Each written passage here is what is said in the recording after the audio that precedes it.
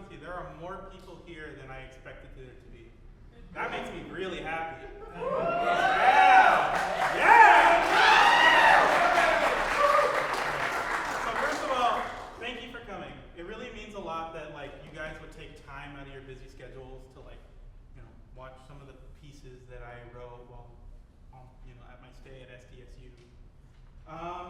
If you guys don't know, I think most of you, in fact, I think everyone knows, I'm Gerry Reoyo. I wrote all this stuff. I really got to thank the School of Music and Dance, because like, it's so like weird to have like a community of just not just students, but like actual musicians that just are so interested in creativity and individuality, and specifically collaboration. That's huge. The fact that I could convince, what is that, like 16 people, right, to like come and play my pieces, like that doesn't happen.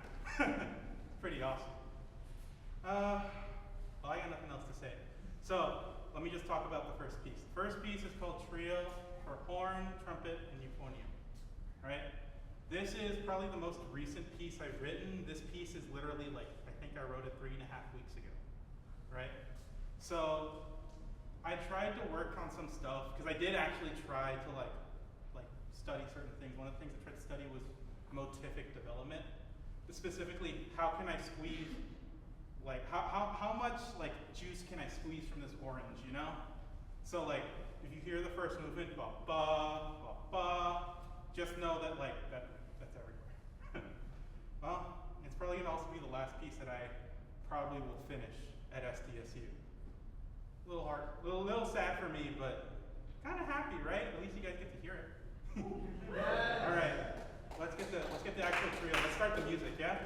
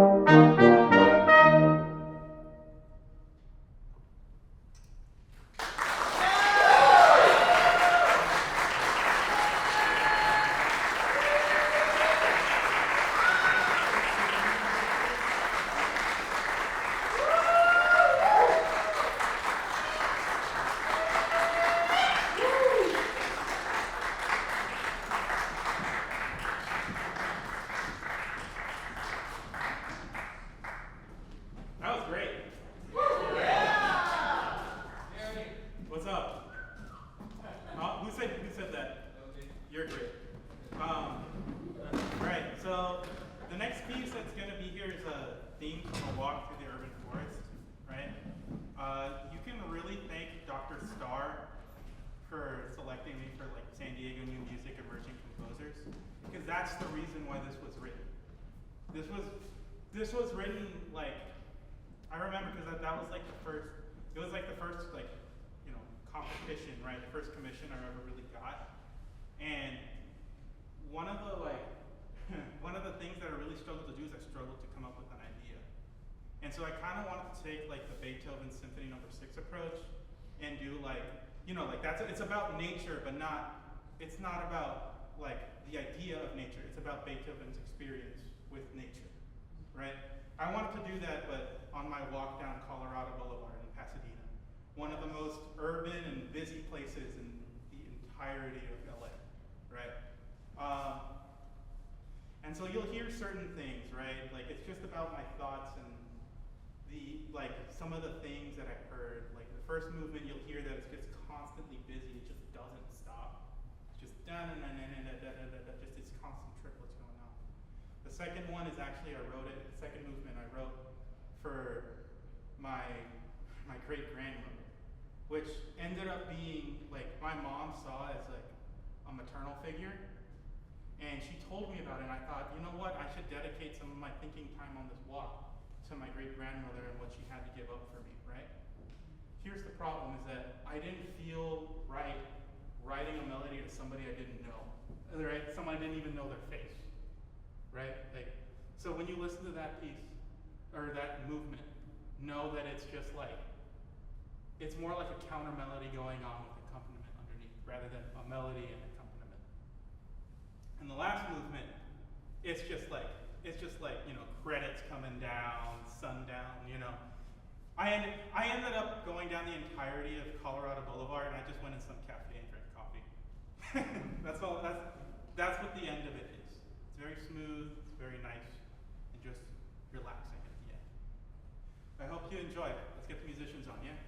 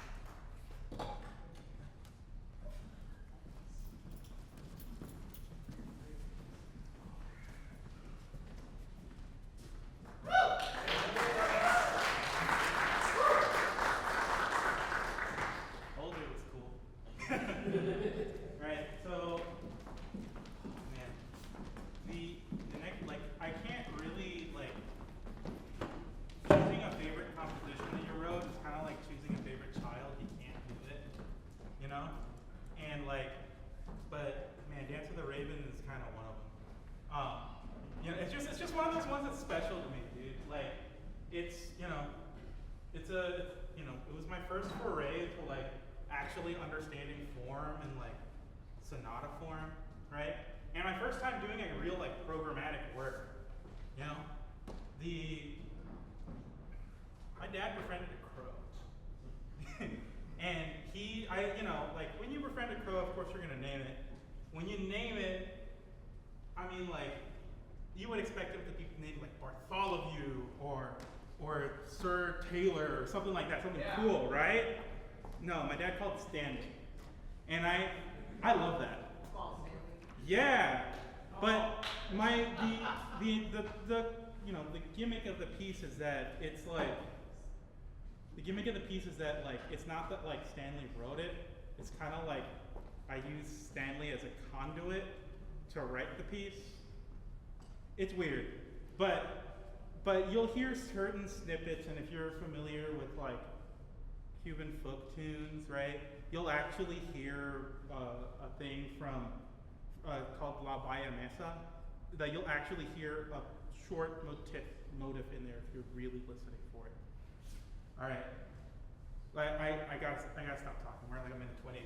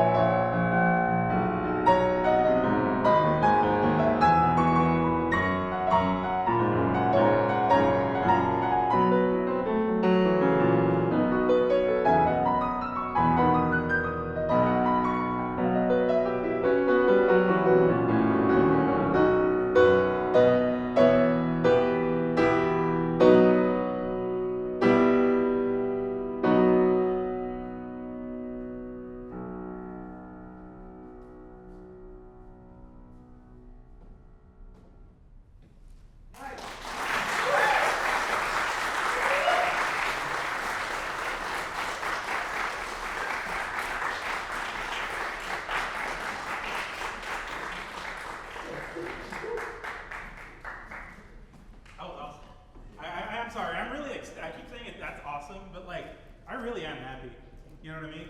Because like all I did was put ink on page. You know what I mean? Like if we're really gonna I put symbols on a piece of paper and people read them. The special part is when people read them, because when people read them, that's what makes the music. You know, like there's only so much I can write, right? Because without like the performers or anything, like it's theoretically music, you know? It isn't music until a sound is made with it. At least I think so. The next one is Fantasie for piano and trumpet. So Fantasie for piano and trumpet is definitely like the most American sounding piece that I've written, I think, ever. It's kind of got like these fours that go to one, and it's kind of got the da da da da da, you know, kind of little hoedowns type stuff. Yeah, but it's not really. It's like the way that I think about it is that it's heroic, but it's childish. You know, like I kind of have a knack for just like for trying to make music that isn't serious, but then I write it, and then it's just like because I was so into it, it ends up being pretty cool. You know. Well, I'll go get Brennan and you, Chop, to get back right on here. All right. See you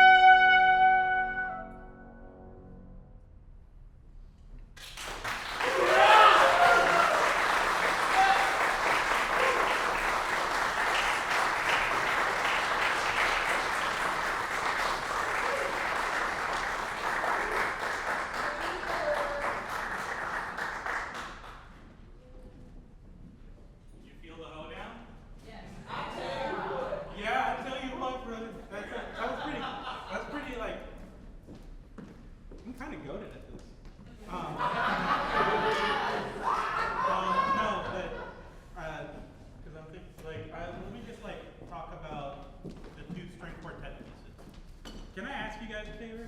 Can I ask you guys so like, I know they're listed as separate pieces, but I always kind of intended these two pieces, Galunka and Diet Soda and Sleep, they're kind of sister pieces. They don't have anything to do with each other. They're not programmatically similar, or they don't have any like motives that can be transferred to the other. I just wrote them at the same time, and like, so Galunka, I can thank Martin Arguelles for giving me the idea, because I showed him the score, and he's like, oh, that's fun, I love it. He says, it sounds like galunk, galunk, galunk, galunk, and I was just like, no way! Immediately, I had found the title for the piece. I was like, can I steal that? And he's totally like, yeah, I mean, I'm not gonna use it. So, like, really, like, that guy ended up being the reason why it's named Galunka, right? And if I could give you a tagline for it, I think it's actually written in the score, if pirates learned music theory. It's sonata form, it's really chromatic, and it's kind of got this happy jig thing going on. Well, minor jig thing going on, you guys will get it. The Diet Soda and Sleep, though, is not like that. Diet Soda and Sleep is really calm, like somber. It's kind of the opposite of Galunka in a lot of ways, but it's kind of like, it's fixating on one idea the entire time. You're just gonna hear, it's just this constant, like, almost metronomic thing going back and forth, and it's kind of about like me compositionally rambling while trying to fight sleep and probably drinking too many Diet Cokes, I'm gonna be honest with you, right? Like, that's why it's called that, right? Diet Soda and Sleep. It's technically like me trying to portray me fighting sleep while writing. Yeah, it just goes on and on. Yep, a little. All right, let me get the string quartet on, all right? Thank you.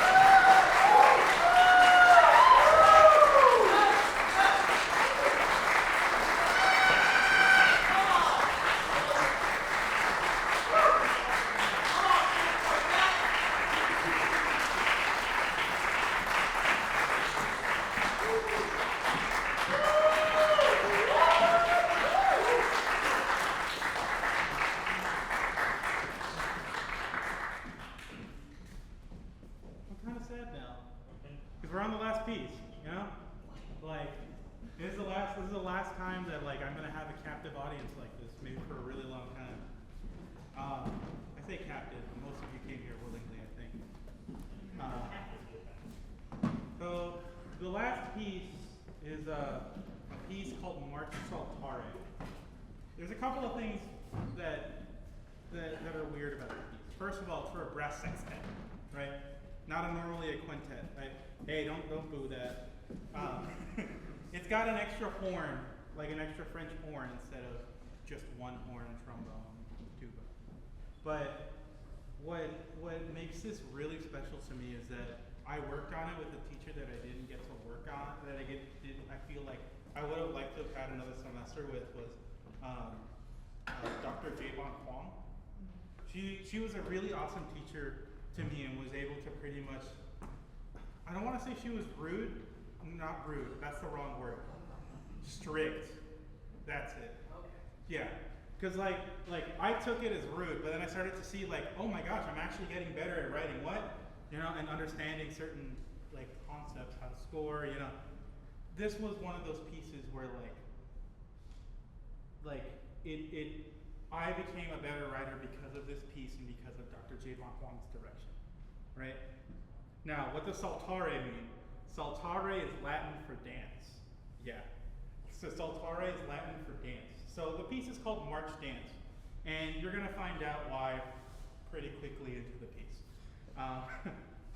Yeah. Yeah. I actually won't tell you. You know what? We'll leave it as a surprise. I'm gonna bring that on right now, all right?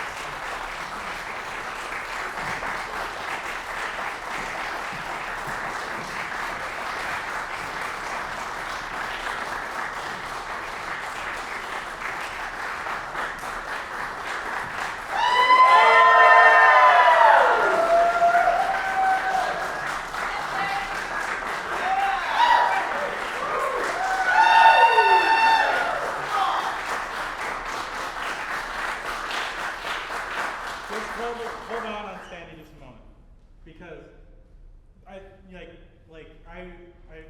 know, it's actually I'm actually sad now. You know, our time is over. These pieces are all a part of me. You know what I mean? I opened my heart to you, and you guys have been so nice. Seriously, one of the best things I ever learned from SDSU was putting myself into these pieces. And it's kind of scary putting yourself out there, but thank you for being so receiving, right? And just being so welcome to the idea of me and my compositions, right? But I really want to stress that, all I do is put symbols on a page, right? The real people that are awesome are the people that just play for you, the performers, They're the real reason why they took these notes on a page for music, and made it into music. Thank you, right? Would you mind if we gave the performers another round of applause? Is that okay?